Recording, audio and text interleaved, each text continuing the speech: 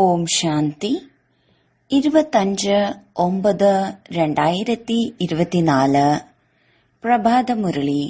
മധുരമായ കുട്ടികളെ, പരിധിയില്ലാത്ത സ്കോളർഷിപ്പ് നേടണമെങ്കിൽ അഭ്യസിക്കൂ.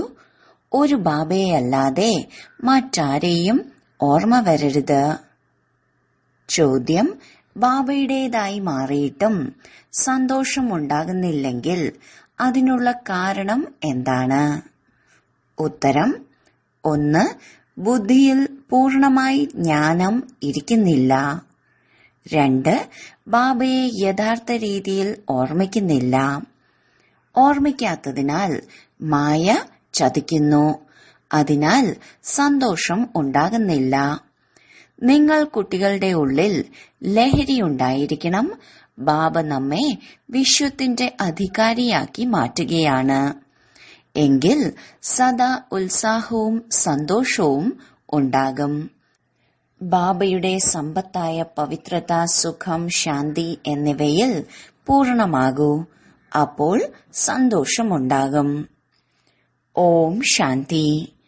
ഓം ശാന്തി എന്നതിന്റെ അർത്ഥം കുട്ടികൾക്ക് നല്ല രീതിയിൽ അറിയാം. ഞാൻ ആത്മാവാണ്. ഇതെന്റെ ശരീരമാണ്. ഇത് വളരെ നല്ല രീതിയിൽ ഓർമ്മിക്കൂ. ഭഗവാൻ അഥവാ ആത്മാക്കളുടെ അച്ഛൻ നമ്മെ പഠിപ്പിക്കുകയാണ്. ഇങ്ങനെ എപ്പോഴെങ്കിലും കേട്ടിട്ടുണ്ടോ? അവർ മനസ്സിലാക്കുന്നത് കൃഷ്ണൻ പഠിപ്പിക്കുന്നു എന്നാണ്. പക്ഷേ കൃഷ്ണന് നാമവും രൂപവും ഉണ്ടല്ലോ. ഇവിടെ പഠിപ്പിക്കുന്നത് നിരാകാരനായ ബാബയാണ്. ആത്മാവ് കേൾക്കുന്നു, പരമാത്മാവ് കേൾപ്പിക്കുന്നു. ഇത് പുതിയ കാര്യമല്ലേ? വിനാശം ഉണ്ടാവേണ്ടത് തന്നെയല്ലേ? ഒന്ന്, വിനാശകാലത്ത് വിപരീത ബുദ്ധി. രണ്ടാമത്, വിനാശകാലത്ത് പ്രീതബുദ്ധി. മുൻപ് നിങ്ങളും പറയുമായിരുന്നു, ഈശ്വരൻ സർവവ്യാപിയാണ്, തൂണിലും തുരുമ്പിലും ഉണ്ട് എന്ന്. ഈ മുഴുവൻ കാര്യങ്ങളും നല്ല രീതിയിൽ മനസ്സിലാക്കണം. ഈ കാര്യം മനസ്സിലാക്കി തന്നിട്ടുണ്ട്. ആത്മാവ് അവിനാശിയാണ്, ശരീരം വിനാശിയാണ്. ആത്മാവ് ഒരിക്കലും കുറയുകയോ കൂടുകയോ ചെയ്യില്ല. ഇതിത്രയും ചെറിയ ആത്മാവാണ്. ഇത്രയും ചെറിയ ആത്മാവ് 84 ജന്മങ്ങളെടുത്ത് മുഴുവൻ പാർട്ടും അഭിനയിക്കുന്നു. ആത്മാവ് ശരീരത്തെ ചലിപ്പിക്കുന്നു. ഉയർന്നതിലും ഉയർന്ന അച്ഛൻ പഠിപ്പിക്കുന്നുവെങ്കിൽ പ്രാപ്തിയും ഉയർന്നതിലും ഉയർന്നതായിരിക്കും. ആത്മാവ് തന്നെയാണ് പഠിച്ച് ലക്ഷ്യം പ്രാപ്തമാക്കുന്നത്. ആത്മാവിനെ കാണാൻ സാധിക്കില്ല. ആത്മാവ് എങ്ങനെയാണ് വരുന്നത്, എവിടെ നിന്നാണ് വരുന്നത് എന്നതെല്ലാം കാണുന്നതിനു വേണ്ടി വളരെയധികം പരിശ്രമങ്ങൾ ചെയ്യുന്നു. പക്ഷേ മനസ്സിലാക്കാൻ സാധിക്കുന്നില്ല. അഥവാ ആരെങ്കിലും കണ്ടാലും മനസ്സിലാക്കാൻ സാധിക്കില്ല. ആത്മാവ് ശരീരത്തിൽ വസിക്കുന്നു. ഇത് നിങ്ങൾക്ക് മാത്രമേ അറിയൂ. ആത്മാവ് വേറെയാണ്, ജീവൻ വേറെയാണ്. ആത്മാവ് ചെറുതും വലുതും ആകുന്നില്ല. ജീവൻ ചെറുതിൽ നിന്നും വലുതാകുന്നുണ്ട്. ആത്മാവ് തന്നെയാണ് പതീതത്തിൽ നിന്നും പാവനമായി മാറുന്നത്. ആത്മാവ് തന്നെയാണ് ബാബയെ വിളിക്കുന്നത്. അല്ലയോ പതീത ആത്മാക്കളെ പാവനമാക്കി മാറ്റുന്ന ബാബ വന്നാലും. ഇതും മനസ്സിലാക്കി തന്നിട്ടുണ്ട്. സർവാത്മാക്കളും സീതമാരാണ്, അഥവാ വധുക്കളാണ്. ബാബ രാമനാണ്. വരൻ ഒന്നേ ഉള്ളൂ. ലോകരാണെങ്കിൽ എല്ലാവരെയും വരൻ എന്ന് പറയുന്നു. ഇപ്പോൾ വരൻ എല്ലാവരിലും പ്രവേശിക്കുക എന്നത് സാധ്യമല്ല. ബുദ്ധിയിൽ ഈ തലതിരിഞ്ഞ ജ്ഞാനമുള്ളതിനാലാണ് അധപ്പതിച്ചത്. കാരണം വളരെയധികം ഗ്ലാനി ചെയ്യുന്നു, പാപം ചെയ്യുന്നു, പേര് മോശമാക്കുന്നു. ബാബയെ വളരെയധികം നിന്ദിച്ചു. എന്താ കുട്ടികൾ എപ്പോഴെങ്കിലും അച്ഛന്റെ ഗ്ലാനി ചെയ്യുമോ? പക്ഷെ ഇന്നത്തെ കാലത്ത് മോശമായാൽ അച്ഛനെയും ഗ്ലാനി ചെയ്യുന്നു. എന്നാൽ ഇത് പരിധിയില്ലാത്ത അച്ഛനാണ്. ആത്മാവ് തന്നെയാണ് പരിധിയില്ലാത്ത ബാബയുടെ ഗ്ലാനി ചെയ്യുന്നത്. ബാബ അങ്ങ് മത്സ്യ കൂർമ്മ അവതാരങ്ങളാണ് എന്ന്. കൃഷ്ണന്റെയും ഗ്ലാനി ചെയ്തിട്ടുണ്ട്. റാണിമാരെ കട്ടുകൊണ്ടുപോയി ഇങ്ങനെയെല്ലാം ചെയ്തു, വെണ്ണ മോഷ്ടിച്ചു. ഇപ്പോൾ കൃഷ്ണന് വെണ്ണ മോഷ്ടിക്കേണ്ട ആവശ്യമെന്താണ്? എത്ര തമോ പ്രധാന ബുദ്ധിയായിരിക്കുന്നു. ബാബ പറയുന്നു, ഞാൻ വന്ന് നിങ്ങൾക്ക് പാവനമായി മാറുന്നതിനുള്ള വളരെ സഹജമായ യുക്തികൾ പറഞ്ഞു തരുന്നു. ബാബ തന്നെയാണ് പതീത പാവനൻ, സർവശക്തിവാൻ, സർവാധികാരി. സാധു സന്യാസിമാരെ ശാസ്ത്രങ്ങളുടെ അധികാരികളാണ് എന്ന് പറയില്ലേ? അതുപോലെ ശങ്കരാചാര്യരെയും വേദങ്ങളുടെയും ശാസ്ത്രങ്ങളുടെയും അധികാരി എന്ന് പറയും. അവർക്ക് എത്ര പ്രൗഢിയാണ്. ശിവാചാര്യനാണെങ്കിൽ ഒരു പ്രൗഢിയും ഇല്ല. ബാബയുടെ കാര്യത്തിൽ ഒരു ഷോയും ഇല്ല.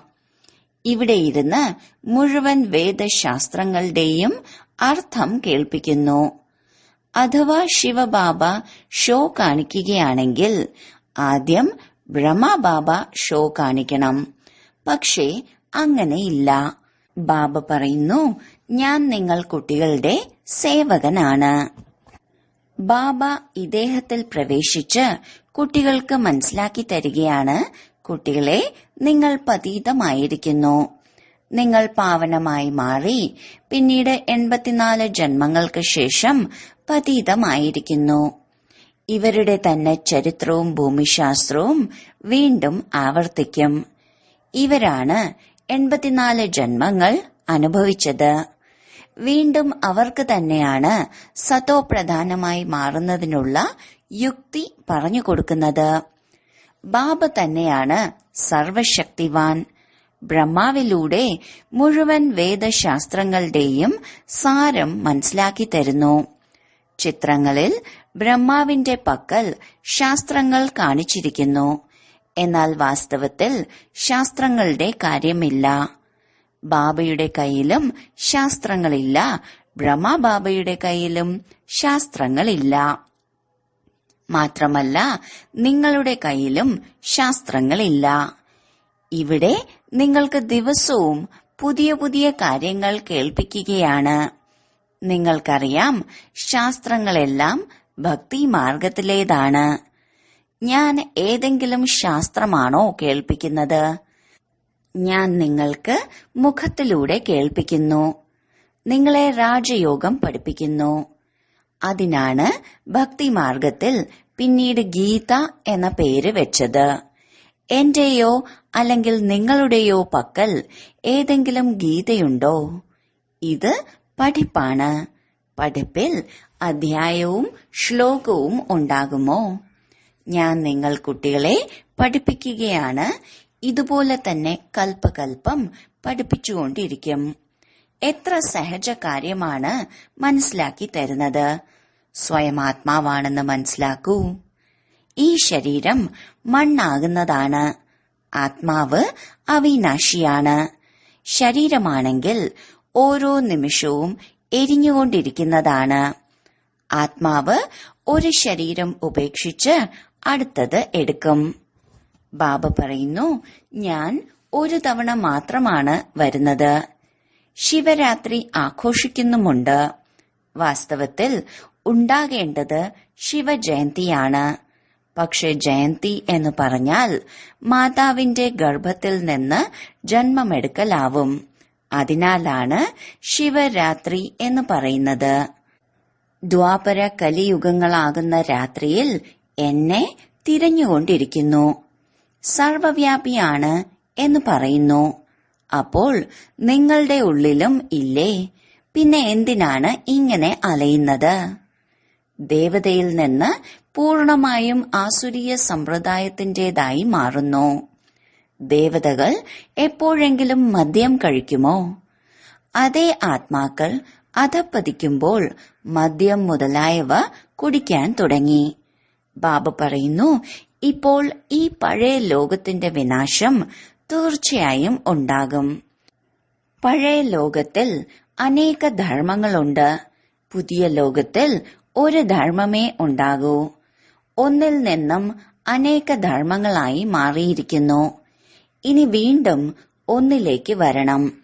മനുഷ്യർ പറയുന്നു, കലിയുഗം അവസാനിക്കാൻ ഇനിയും 40,000 വർഷം ബാക്കിയുണ്ട്. ഇതിനെയാണ് ഘോര അന്ധകാരം എന്ന് പറയുന്നത്. ജ്ഞാനസൂര്യൻ ഉദിച്ചാൽ അജ്ഞാനത്തിന്റെ അന്ധകാരം ഇല്ലാതാകും. മനുഷ്യരിൽ ഒരുപാട് അജ്ഞാനമുണ്ട്. ജ്ഞാനസൂര്യനായ അഥവാ ജ്ഞാനസാഗരനായ ബാബ വരുമ്പോൾ നിങ്ങളുടെ ഭക്തി മാർഗത്തിന്റെ അന്ധകാരം സമാപ്തമാകുന്നു. നിങ്ങൾ ബാബയെ ഓർമ്മിച്ചോർമ്മിച്ച് പവിത്രമായി മാറുന്നു. കറ ഇളകുന്നു. ഇതാണ് യോഗാഗ്നി. കാമാഗ്നി കറുത്തതാക്കി മാറ്റുന്നു. യോഗാഗ്നി അഥവാ ശിവബാബയുടെ ഓർമ്മ വെളുത്തതാക്കി മാറ്റുന്നു. കൃഷ്ണന് ശ്യാമസുന്ദരൻ എന്ന് പേരും വെച്ചിട്ടുണ്ട്. പക്ഷെ അർത്ഥം എന്തെങ്കിലും മനസ്സിലാക്കുന്നുണ്ടോ?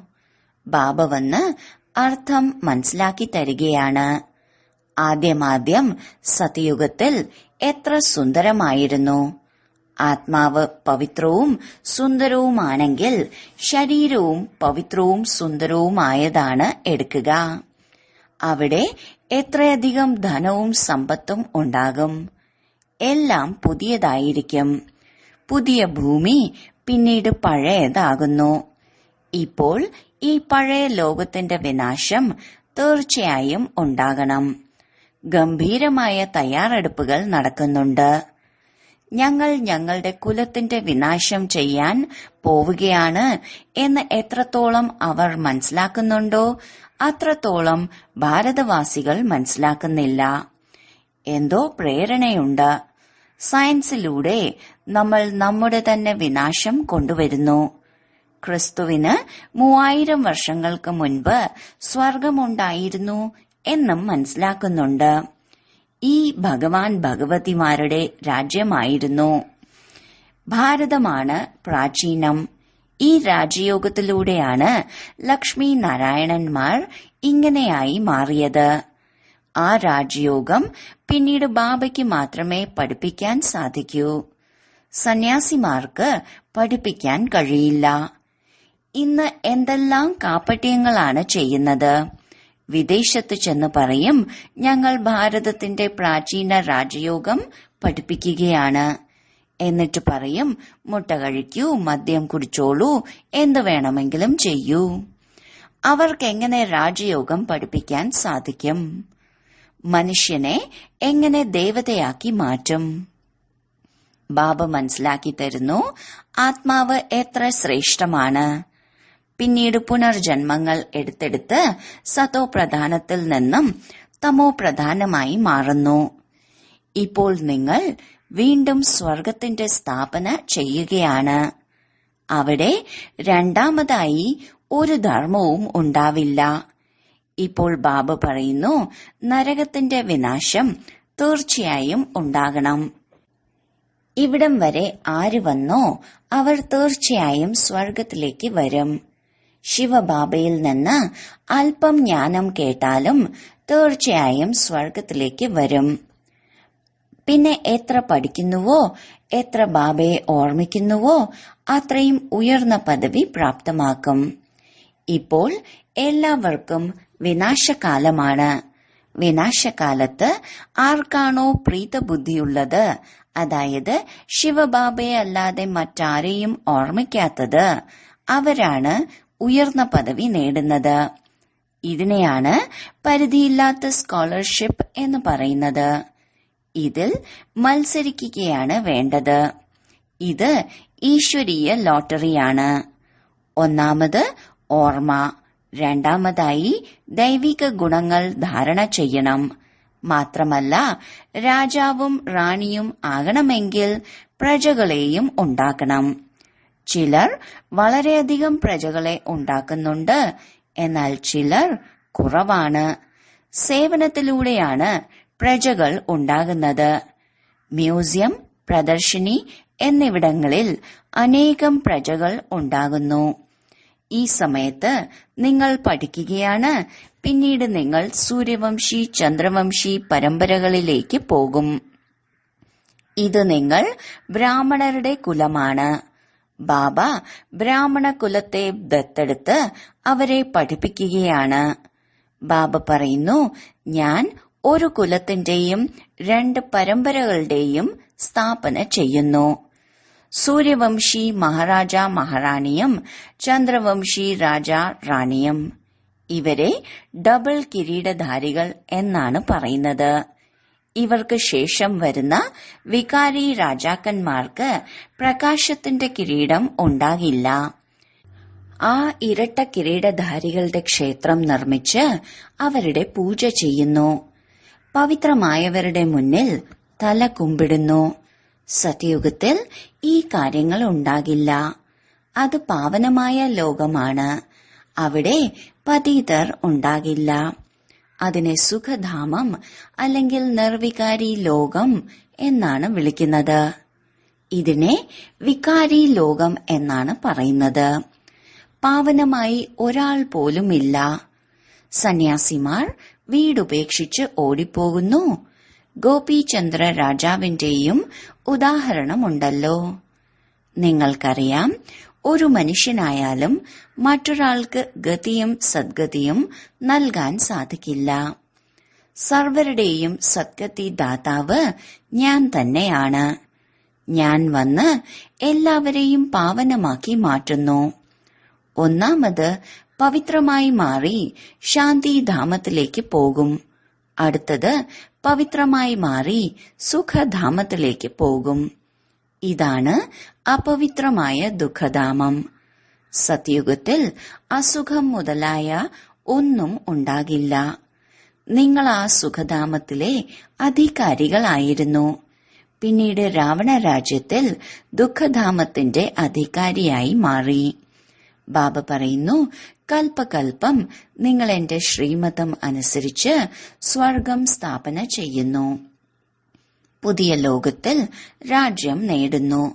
പിന്നീട് പതീതമായി നരകവാസിയായി മാറുന്നു. ദേവതകൾ തന്നെയാണ് പിന്നീട് വികാരിയായി മാറുന്നത്. വാമമാർഗത്തിൽ വീണുപോകുന്നു. മധുരമധുരമായ കുട്ടികൾക്ക് ബാബ വന്ന് പരിചയം നൽകിയിട്ടുണ്ട്. അതായത്, ഞാൻ ഒരേ തവണ പുരുഷോത്തമ സംഗമയുഗത്തിലാണ് വരുന്നത്. ഞാൻ ഓരോ യുഗങ്ങൾ തോറും വരുന്നില്ല. കൽപ്പത്തിന്റെ സംഗമയുഗത്തിൽ വരുന്നു, അല്ലാതെ യുഗങ്ങൾ തോറുമല്ല. കൽപ്പത്തിന്റെ സംഗമയുഗത്തിൽ എന്തുകൊണ്ടാണ് വരുന്നത്? എന്തുകൊണ്ടെന്നാൽ നരകം സ്വർഗമാക്കി മാറ്റുന്നു. ഓരോ 5000 വർഷങ്ങൾക്ക് ശേഷവും വരുന്നു. ചില കുട്ടികൾ എഴുതാറുണ്ട്, ബാബ, ഞങ്ങൾക്ക് സന്തോഷം ഉണ്ടാകുന്നില്ല, ഉത്സാഹം നിലനിൽക്കുന്നില്ല. അല്ല, ബാബ നിങ്ങളെ വിശ്വത്തിന്റെ അധികാരിയാക്കി മാറ്റുന്നു. ഇങ്ങനെയുള്ള ബാബയെ ഓർമ്മിച്ചിട്ട് നിങ്ങൾക്ക് സന്തോഷമുണ്ടാകുന്നില്ല. നിങ്ങൾ പൂർണമായി ഓർമ്മിക്കുന്നില്ല. അതിനാലാണ് സന്തോഷം നിലനിൽക്കാത്തത്. പതീതമാക്കി മാറ്റുന്ന പതിയെ ഓർമ്മിക്കുമ്പോൾ സന്തോഷമുണ്ടാകുന്നു. എന്നാൽ ഡബിൾ കിരീടധാരിയാക്കി മാറ്റുന്ന ബാബയെ ഓർമ്മിക്കുമ്പോൾ സന്തോഷമുണ്ടാകുന്നില്ല. ബാബയുടെ കുട്ടിയായി മാറിയിട്ടും സന്തോഷമില്ല എന്ന് പറയുന്നു. മുഴുവൻ ജ്ഞാനവും ബുദ്ധിയിൽ ഇല്ല, ഓർമ്മിക്കുന്നില്ല. അതിനാൽ മായ ചതിക്കുന്നു. കുട്ടികൾക്ക് എത്ര നല്ല രീതിയിലാണ് മനസ്സിലാക്കി തരുന്നത്. കൽപ്പകൽപ്പം മനസ്സിലാക്കി തരുന്നു. കല്ല് ബുദ്ധിയായിരിക്കുന്ന ആത്മാക്കളെ പവിഴ ബുദ്ധിയാക്കി മാറ്റുന്നു. ജ്ഞാനസാഗരനായ ബാബ തന്നെയാണ് വന്ന് ജ്ഞാനം നൽകുന്നത്. ബാബ എല്ലാ കാര്യത്തിലും പൂർണനാണ്. പവിത്രതയിൽ പൂർണം, സ്നേഹത്തിൽ പൂർണം, ജ്ഞാനത്തിന്റെ സാഗരം, സുഖത്തിന്റെ സാഗരം. സ്നേഹത്തിന്റെ സാഗരമല്ലേ? ഇങ്ങനെയുള്ള ബാബയിൽ നിന്നാണ് നിങ്ങൾക്ക് ഈ സമ്പത്ത് ലഭിക്കുന്നത്. ഇങ്ങനെയായി മാറാനായാണ് നിങ്ങൾ വരുന്നത്. ബാക്കി ആ സത്സംഗങ്ങളെല്ലാം ഭക്തി മാർഗത്തിലേതാണ്. അതിനാൽ ലക്ഷ്യമൊന്നും ഉണ്ടാകില്ല. ഇതിനെ ഗീതാ പാഠശാല എന്നു പറയുന്നു. വേദപാഠശാല ഉണ്ടാകില്ല. ഗീതയിലൂടെ നരനിൽ നിന്ന് നാരായണനായി മാറുന്നു. തീർച്ചയായും ബാബയല്ലേ ആക്കി മാറ്റുക. മനുഷ്യന് മനുഷ്യനെ ദേവതയാക്കി മാറ്റാൻ സാധിക്കില്ല. ബാബ വീണ്ടും വീണ്ടും കുട്ടികൾക്ക് മനസ്സിലാക്കി തരുന്നു. കുട്ടികളെ, സ്വയം ആത്മാവാണെന്ന് മനസ്സിലാക്കൂ. നിങ്ങൾ ദേഹമല്ലല്ലോ. ആത്മാവ് പറയുന്നു, ഞാൻ ഒരു ശരീരം ഉപേക്ഷിച്ച് അടുത്തത് എടുക്കുന്നു.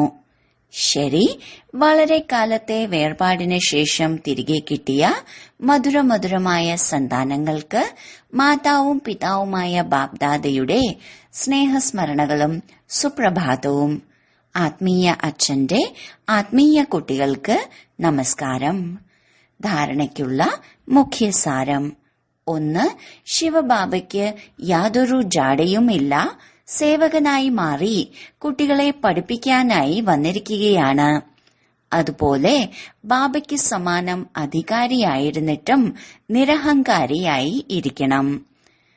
പാവനമായി മാറി പാവനമാക്കി മാറ്റുന്നതിനുള്ള സേവനം ചെയ്യണം.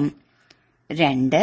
വിനാശകാലത്തിന്റെ സമയത്ത് ഈശ്വരീയ ലോട്ടറി നേടുന്നതിനായി പ്രീതബുദ്ധിയായി മാറി ഓർമ്മയിലിരിക്കുന്നതിലും അതുപോലെ ദൈവിക ഗുണങ്ങൾ ധാരണ ചെയ്യുന്നതിലും മത്സരിക്കണം. വരദാനം: ശുദ്ധ സങ്കല്പങ്ങളാൽ വലയം ചെയ്ത് സുരക്ഷയുടെ അനുഭവം ചെയ്യുകയും ചെയ്യിപ്പിക്കുകയും ചെയ്യുന്ന ശക്തിശാലി ആത്മാവായി ഭവിക്കട്ടെ. ശക്തിശാലി ആത്മാവ് അവരാണ് ആരാണോ ദൃഢതയുടെ ശക്തിയിലൂടെ സെക്കൻഡിനേക്കാൾ കുറഞ്ഞ സമയത്തിനുള്ളിൽ വ്യർത്ഥം സമാപ്തമാക്കുന്നത്. ശുദ്ധ സങ്കല്പത്തിന്റെ ശക്തി തിരിച്ചറിയൂ. ഒരു ശുദ്ധവും ശക്തിശാലിയുമായ സങ്കല്പത്തിന് വളരെ അത്ഭുതങ്ങൾ സൃഷ്ടിക്കാൻ കഴിയും. കേവലം ഏതെങ്കിലും ദൃഢസങ്കല്പം ചെയ്യൂ എങ്കിൽ ദൃഢത സഫലതയെ കൊണ്ടുവരും. എല്ലാവർക്കും വേണ്ടി ശുദ്ധ സങ്കല്പങ്ങളുടെ ബന്ധനം വലയം ബന്ധിക്കൂ.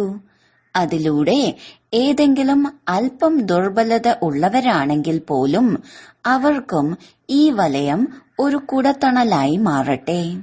സുരക്ഷയ്ക്കുള്ള മാർഗം അഥവാ കോട്ടയായി മാറട്ടെ.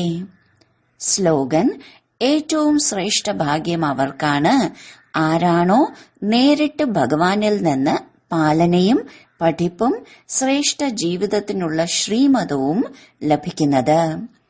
ഓം ശാന്തി.